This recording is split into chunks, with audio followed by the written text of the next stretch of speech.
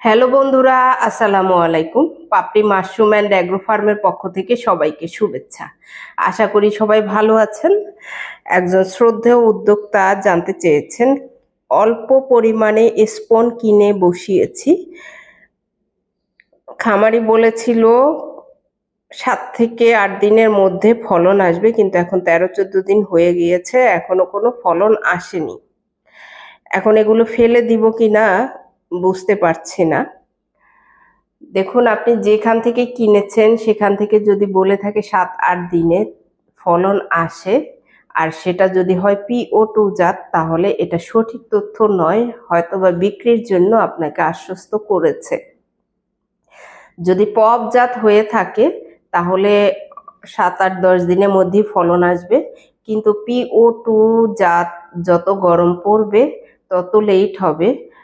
গরমের সময় 15 থেকে সর্বোচ্চ 40 দিন পর্যন্ত লেগে যেতে পারে ফলন আসতে। এটা মাথায় রেখেই আপনাকে PO2 জাত চাষ করতে হবে।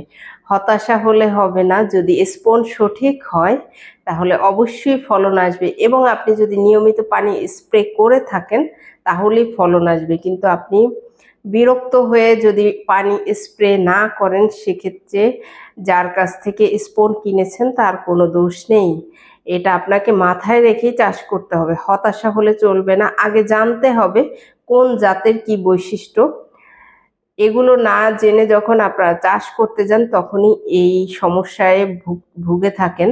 তখন মনে হয় এটা আমার দ্বারা হবে না, অথবা এটা হচ্ছে না, অথবা স্পন হয়তো ভালো, কিন্তু আপনি আপনার অবহেলার কারণে, অধৈর্যের কারণে আপনি হয়তো সেগুলো নষ্ট করে ফেললেন। আশা করি এই ভিডিওটি দেখে আপনার সংশয় কেটে যাবে। ধৈর্যের সাথে আপনি পানি স্প্রে করে যাবেন। এই সমস্যা যাদের আছে তারা ভিডিওটি দেখে জেনে নেবেন। হতাশার কিছু নাই, সময় লেগেই যেতে পারে। এটা তাপমাত্রার উপর নির্ভর করছে। আবার যদি বৃষ্টি একটানা থাকে তখন আবার তাড়াতাড়ি ফলন আসবে, কিন্তু যদি এরকম একটানা গরম থাকে সেক্ষেত্রে অনেকাংশেই দেরি হবে। এটা মাথায় রেখেই আপনাকে চাষ করতে হবে। ভালো থাকুন, সুস্থ থাকুন এবং নিজ ঘরে ঘরে মাশরুম চাষ করে নিজের পুষ্টি চাহিদা মিটিয়ে তুলুন। ভালো থাকুন। আল্লাহ হাফেজ।